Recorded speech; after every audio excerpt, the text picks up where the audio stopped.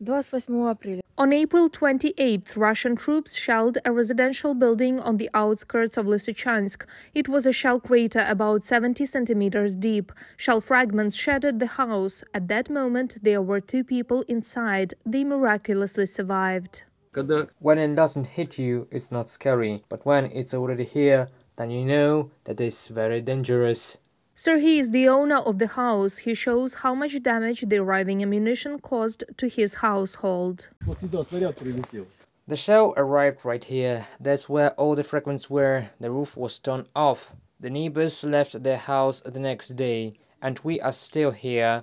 We were sitting here that evening, right here. Later we decided to go inside. I wanted to read a book. Suddenly the tiles flew off. Everything went dark. Natalia ran out of the bedroom and we met here. The window flew on us, but in an interesting way. Bottles near the window with oil remained stained in, but the window flew out. The next day I started foaming the window again. They flew out with the frames, but did not crash.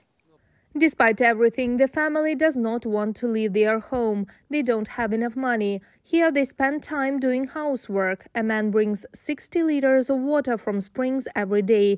In Lysychansk, a water pipeline was damaged due to hostilities. There is no electricity, gas, internet and communication. However, in the yard there is already a crop of sweet cherries, and cucumbers are growing right in the place where the shell crater was.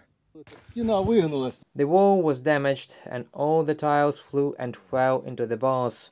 Right here. Later I filled the shell crater with soil and planted cucumbers there. Serhiy built a good house. He says that's what helped them to survive. Adobe is clay. Clay does not break as a rule. Instead, shrapnel easily breaks through bricks. Although 1 month and a half has passed since the attack, Serhiy's wife still remembers everything and does not want to think about what could have happened if they had been outside for another half hour. This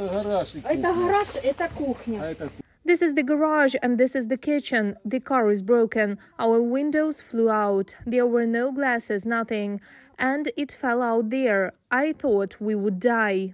Volunteers come to locals and bring humanitarian aid. We go to Bakhmut every day. We deliver food and everything necessary. Now it turns out that all districts are being shelled in Lysychansk. There is no safe place here, and people don't want to evacuate. A lot of children are still here. The youth moved. The old people remained. The situation is difficult. People do not have the opportunity to buy products. There's nowhere to go. They need everything. Over the past week, the situation in Lysychansk has worsened. Russian troops shell the city with various weapons and carry out air raids. There is a lot of destruction both in the city center and on its outskirts. People are constantly in basements or shelters. Yesterday, a supermarket burned down in the center of the city. From another place, it was clear how Severodonetsk was burning, where street fighting is constantly taking place. The Ukrainian armed forces are trying to defend street after street, while the Russians are looting residential buildings and making stage videos with locals.